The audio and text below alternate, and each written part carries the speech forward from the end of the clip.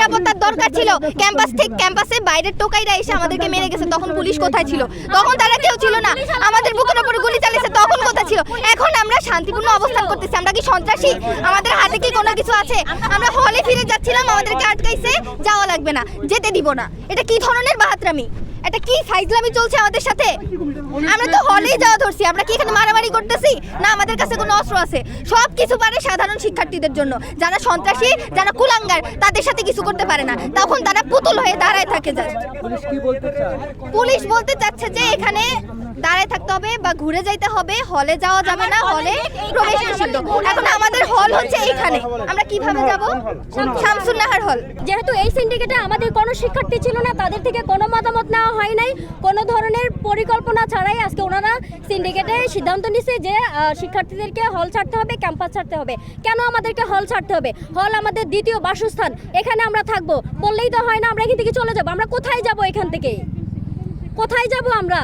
আর আইনশৃঙ্খলা বাহিনী, পুলিশ যখন আমাদের নিরাপত্তার প্রয়োজন ছিল তখন কোথায় ছিল এরা? আমরা এখন সেই পুলিশ মানি না। আমাদের ক্যাম্পাসে পুলিশ, বিজিবি, র্যাব, এদেরকে আমরা বহিষ্কার চাই। এরা আমাদের ক্যাম্পাসে থাকা লাগবে না। ক্যাম্পাস আমাদের ক্যাম্পাসে নিরাপত্তার দায়িত্ব আমাদের।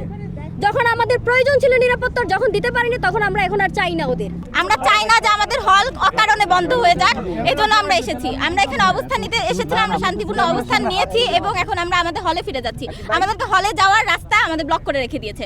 আমাদেরকে বলছে পিছন দিয়ে ঘুরে যাইতে। আমার হলের গেট এইখানে, আমার 1 মিনিটের রাস্তা। আমি কেন ঘুরে যাব? আমার ক্যাম্পাস আমি কেন যাওয়ার কোনো রাস্তা নিরাপদে নাই। চলতে পারবো না? এখান দিয়ে যাব, আমাদের রুট এটা, আমরা এই রাস্তা দিয়েই যাব।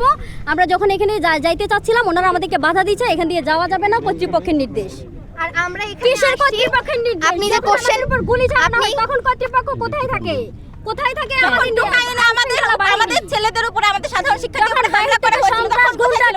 আমাদের বুকের উপর গুলি চালানো হয়। আমাদের 7 ভাই বোন আজকে সারা দেশে মৃত্যুবরণ করেছে, জীবন নিয়ে নিছে। কোথায় ছিল তখন আইন শৃঙ্খলা বাহিনী? আমরা এখানে আজকে অবস্থান করছি বা হল থেকে বের হয়েছি, কারণ হচ্ছে যখন আমাদের দরকার ছিল আমাদের ক্যাম্পাসের ভিসিকে, যখন আমাদের দরকার ছিল আমাদের প্রক্টর স্যারকে, তখন তারা কেউ ছিল না। ইভেন আমাদের সর্বোচ্চ অভিভাবক, আমাদের ভিসি স্যার, উনি একটা কমেন্ট পর্যন্ত করেনি। আমাদের শিক্ষার্থীদের উপর এরকম আক্রমণ করা হয়েছে। আর এখন তিনি হঠাৎ করে এসে সিদ্ধান্ত দিলেন যে হল ত্যাগ করতে হবে। এটা কি মানার মতো? আপনারাই বলেন, আপনাদের তো বিবেক আছে, আপনারা বিবেক খাটাই বলেন, এটা কি মানার মতো সিদ্ধান্ত?